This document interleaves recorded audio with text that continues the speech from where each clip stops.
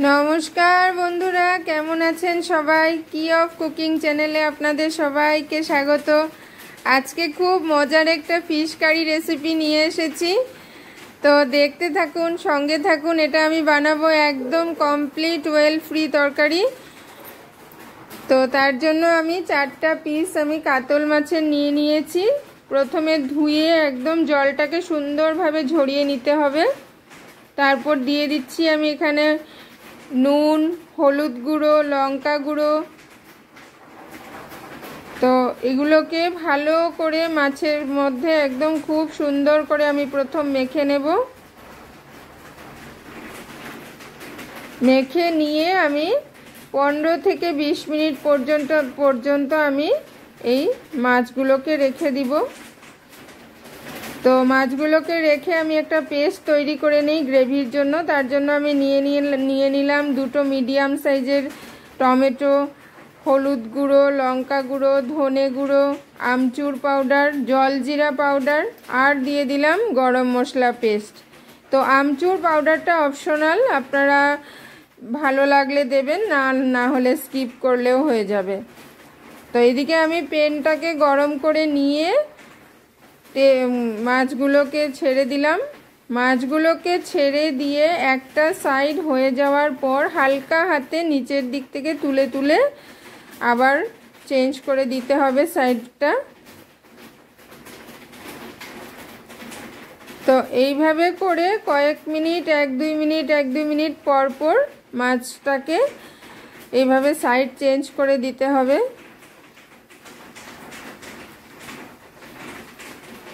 তো আমার হয়ে গেছে মাছগুলোকে রোস্ট করা। তো আমি এখন উঠিয়ে নিব। তো উঠিয়ে নিয়ে এই একই কড়াইতে আমি দিয়ে দেব একটা মিডিয়াম সাইজের অর্ধেকটা পেঁয়াজকে আমি কুচি করে নিয়েছি। তো পেঁয়াজটাকে স্টিমটা একদম সম্পূর্ণ রান্নাতে স্টিমটা একদম লো স্টিম রাখতে হবে, যেহেতু এখানে কোনো রকম তেল নাই। তো স্টিম বাড়ালে এটা নষ্ট হয়ে যাবে তরকারি। তো পেঁয়াজগুলোকে এভাবে হালকা একটু ব্রাউন করে নেওয়ার পর আমি দিয়ে দিলাম সামান্য আদা রসুনের পেস্ট।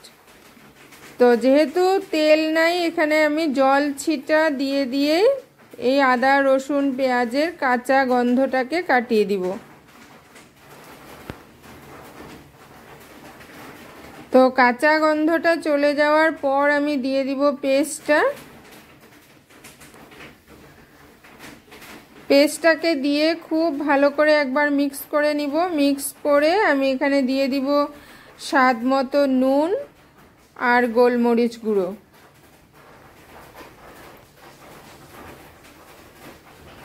তো এগুলোকে দিয়েও আবারও খুব ভালো করে মিশিয়ে নিয়ে এখন বারবার নাড়তে হবে না, এখন আমি একটু সময় রেখে দেব। এইভাবে যতক্ষণ না হয়ে যায় ততক্ষণ পর্যন্ত আমি রেখে দিয়ে এইভাবে যখন জলটা টেনে যাবে তখন আমি আবার এটাকে নাড়বো মশলাটাকে।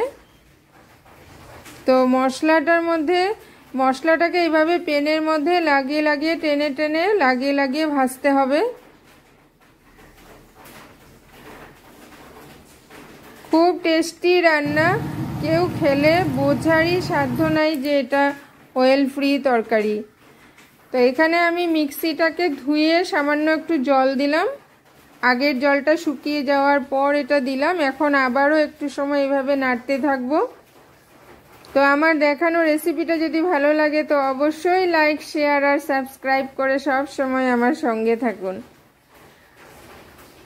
যারা জিম করে, যারা ওয়ার্কআউট করে, ওদের জন্য তো খুব মজার রেসিপি।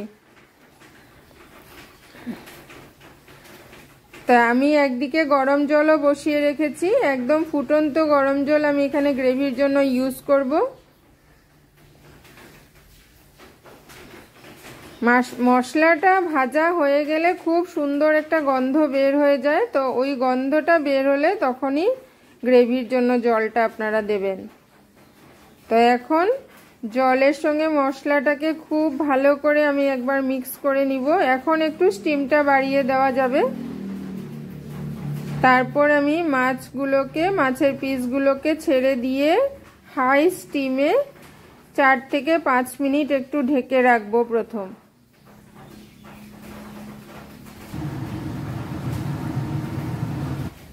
তো 4-5 মিনিট হয়ে গেছে আমার। হয়ে যাওয়ার পর আমি ঢাকাটা খুলে এইভাবে মাছগুলোকে সম্পূর্ণ গ্রেভিটার সঙ্গে ভালো করে মিক্স করে দিতে হবে। এখন আর আমি ঢাকা দেব না, ঢাকা না দিয়েই একটু সময় কম স্টিম করে একটু সময় রাখবো, রেখে আমি চুলা বন্ধ করে দিব।